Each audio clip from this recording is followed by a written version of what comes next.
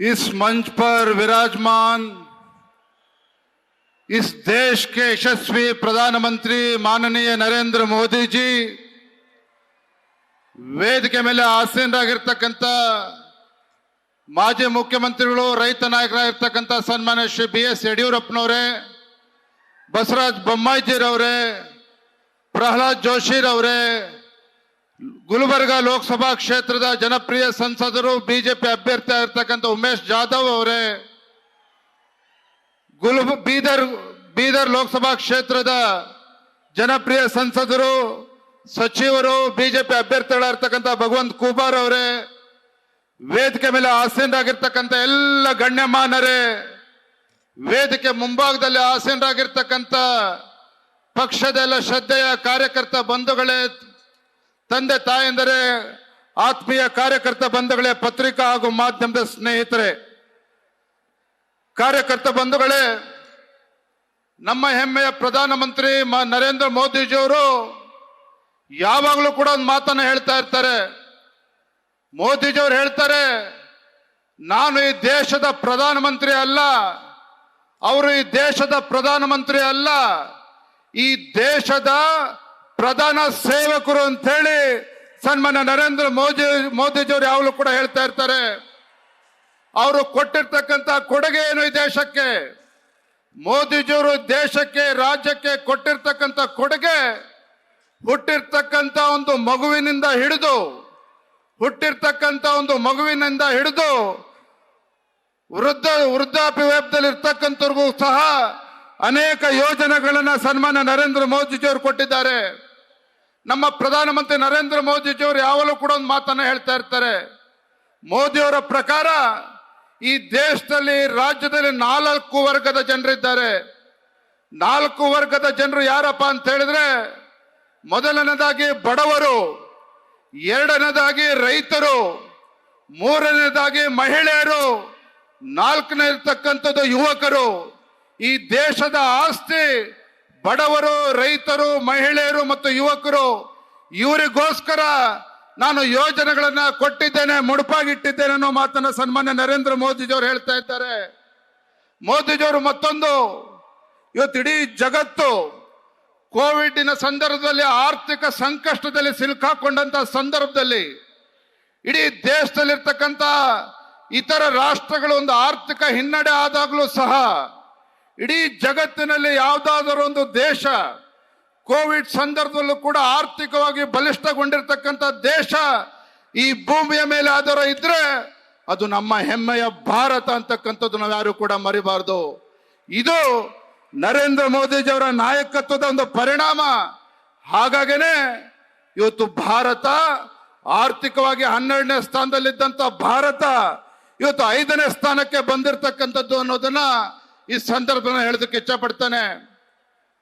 ಕಾರ್ಯಕರ್ತ ಬಂಧುಗಳೇ, ಈ ರಾಜ್ಯದ ಮುಖ್ಯಮಂತ್ರಿಗಳು ಸಿದ್ದರಾಮಯ್ಯನವರು ಇವತ್ತು ನಮ್ಮ ಪ್ರಧಾನಮಂತ್ರಿಗಳು ಒಂದು ಪ್ರಶ್ನೆಯನ್ನ ಮಾಡಿದ್ದಾರೆ. ಇವತ್ತು ಸಿದ್ದರಾಮಯ್ಯನವರು ಕೇಳ್ತಾರೆ, ಪ್ರಧಾನಮಂತ್ರಿ ನರೇಂದ್ರ ಮೋದಿಜಿಯವರು ಕರ್ನಾಟಕ ರಾಜ್ಯಕ್ಕೆ ಏನು ಕೊಡುಗೆಯನ್ನ ಕೊಟ್ಟಿದ್ದಾರೆ ಅನ್ನುವ ಪ್ರಶ್ನೆನ ಮಾಡ್ತಾ ಇದ್ದಾರೆ. ಸಿದ್ದರಾಮಯ್ಯನವರು ಕೇಳ್ತಾ ಇದ್ದಾರೆ, ಮೋದಿಜಿಯವರು ಕರ್ನಾಟಕ ರಾಜ್ಯಕ್ಕೆ ಏನು ಕೊಡುಗೆ ಕೊಟ್ಟಿದ್ದಾರೆ ಅಂತೇಳಿ. ನಾನು ವೇದಿಕೆ ಮೂಲಕ ಒಂದು ಮಾತನ್ನ ಮಾನ್ಯ ಮುಖ್ಯಮಂತ್ರಿಗೆ ಹೇಳ್ತೇನೆ. ನಮ್ಮ ಹೆಮ್ಮೆಯ ಪ್ರಧಾನಮಂತ್ರಿ ನರೇಂದ್ರ ಮೋದಿಜಿಯವರು ಕರ್ನಾಟಕ ರಾಜ್ಯಕ್ಕೆ ಏನು ಕೊಡುಗೆ ಕೊಟ್ಟಿದ್ದಾರೆ, ಜನಪರ ಯೋಜನೆಗಳನ್ನ ಕೊಟ್ಟಿದ್ದಾರೆ, ನಿಮಗೆ ಉತ್ತರವನ್ನ ನಾವು ಕೊಡೋದಿಲ್ಲ. ಮುಂದಿನ ಲೋಕಸಭಾ ಚುನಾವಣೆಯಲ್ಲಿ ಕರ್ನಾಟಕ ರಾಜ್ಯದ ಎಲ್ಲ 28 ಕ್ಷೇತ್ರಗಳಲ್ಲಿ ಭಾರತೀಯ ಜನತಾ ಪಾರ್ಟಿ JDS ಅಭ್ಯರ್ಥಿಗಳನ್ನ ಗೆಲ್ಲಿಸೋದ್ರ ಮುಖೇನ ರಾಜ್ಯದ ಜನರು ಮಾನ್ಯ ಮುಖ್ಯಮಂತ್ರಿಗಳು ಉತ್ತರವನ್ನ ನೀಡ್ತಾರೆ ಅನ್ನೋ ಮಾತನ್ನ ನಾನು ಈ ಸಂದರ್ಭದಲ್ಲಿ ಹೇಳೋದಕ್ಕೆ ಇಚ್ಛಪಡ್ತೇನೆ.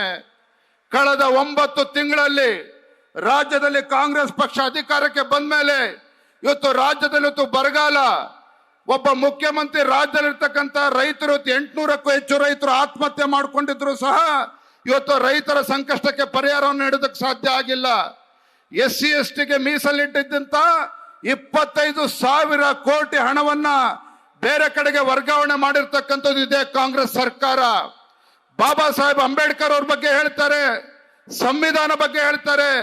ನಾನು ಈ ವೇದಿಕೆ ಮೂಲಕ ನಮ್ಮ ಕಾರ್ಯಕರ್ತರಿಗೆ ಹೇಳ್ತೇನೆ, ಇವತ್ತು ಬಾಬಾ ಸಾಹೇಬ್ ಅಂಬೇಡ್ಕರ್ ಅವರನ್ನ ಲೋಕಸಭಾ ಚುನಾವಣೆಯಲ್ಲಿ 2 ಬಾರಿ ಅವರಿಗೆ ಲೋಕಸಭಾ ಚುನಾವಣೆಯಲ್ಲಿ ಬಾಬಾ ಸಾಹೇಬ್ ಅಂಬೇಡ್ಕರ್ ಅವರಿಗೆ ಸೋಲ್ಸಿದ್ದು ಇದೇ ಕಾಂಗ್ರೆಸ್ ಪಕ್ಷ ತಾನೆ.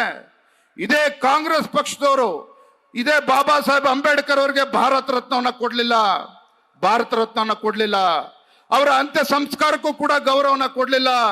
ಇವತ್ತು ಸಂವಿಧಾನಕ್ಕೆ ಬಾಬಾ ಸಾಹೇಬ್ ಅಂಬೇಡ್ಕರ್ ಅವರಿಗೆ ಯಾರು ಗೌರವ ಕೊಡ್ತಕ್ಕಂಥ ಕೆಲಸ ಮಾಡಿದ್ರೆ ನಮ್ಮ ದೇಶದ ಹೆಮ್ಮೆಯ ಪ್ರಧಾನಮಂತ್ರಿ ನರೇಂದ್ರ ಮೋದಿಜಿಯವರು ಗೌರವ ಕೊಟ್ಟಿದ್ದಾರೆ. ಬಾಬಾ ಸಾಹೇಬ್ ಅಂಬೇಡ್ಕರ್ ಅವರಿಗೆ ಸಂವಿಧಾನಕ್ಕೆ ಗೌರವನ ಬಾಬಾ ಸಾಹೇಬ್ ಅಂಬೇಡ್ಕರ್ ಅವರು ಕೊಟ್ಟು ನರೇಂದ್ರ ಮೋದಿಜಿಯವರು ಅದಕ್ಕೆ ಗೌರವನ ಕೊಟ್ಟಿದ್ದಾರೆ. ಕೊನೆಯದಾಗ ಒಂದು ಮಾತನ್ನ ಹೇಳ್ತಾನೆ, ಇವತ್ತು ಗೌರವಾನ್ವಿತ ಪ್ರಧಾನಮಂತ್ರಿ ಇವತ್ತು ವೇದಿಕೆ ಮೇಲೆ ಇದ್ದಾರೆ.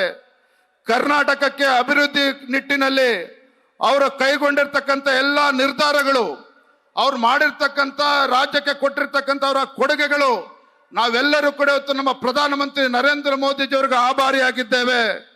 ಪ್ರಧಾನಮಂತ್ರಿಗಳಿಗೆ ಕರ್ನಾಟಕ ಜನರನ್ನು ಎಷ್ಟು ಪ್ರೀತಿ ಮಾಡ್ತಾರೋ ಅಷ್ಟೇ ನಮ್ಮ ಕರ್ನಾಟಕದ ಸಂಸ್ಕೃತಿ ಮತ್ತು ನಮ್ಮ ಕನ್ನಡ ಭಾಷೆ ಬಗ್ಗೆ ನಮ್ಮ ಹೆಮ್ಮೆಯ ಪ್ರಧಾನಮಂತ್ರಿ ನರೇಂದ್ರ ಮೋದಿಜಿಯವರಿಗೆ ಇರ್ತಕ್ಕಂಥದ್ದು. ರಾಜ್ಯದಿಂದ ಯಾವರೇ ನಮ್ಮ ನಾಯಕರು ಪ್ರಧಾನಮಂತ್ರಿ ಹತ್ರ ಹೋದಾಗ ಪ್ರಧಾನಮಂತ್ರಿಗಳು ಯಾವಾಗಲೂ ಸಹ ಕನ್ನಡದ ಹೊಸ ಹೊಸ ಪದಗಳನ್ನ ಕಲಿತಕ್ಕಂಥ ಪ್ರಯತ್ನ ಮಾಡ್ತಾರೆ.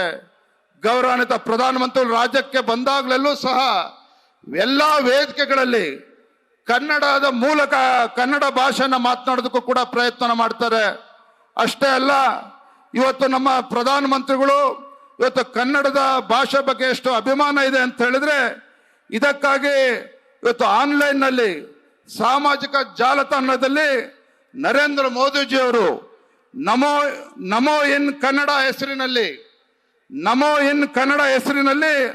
ಅಪ್ಲಿಕೇಶನ್ ಖಾತೆಯನ್ನು ಕೂಡ ತೆರೆದು ಆರ್ಟಿಫಿಷಿಯಲ್ ಇಂಟೆಲಿಜೆನ್ಸ್ ಅನ್ನ ಉಪಯೋಗಿಸ್ಕೊಳ್ಳೋದ್ರ ಜೊತೆಗೆ ಇವತ್ತು ಕನ್ನಡಕ್ಕೆ ಒಂದು ಶಕ್ತಿ ತುಂಬತಕ್ಕಂಥ ಕೆಲಸವನ್ನ ಮಾಡ್ತಾ ಇದ್ದಾರೆ.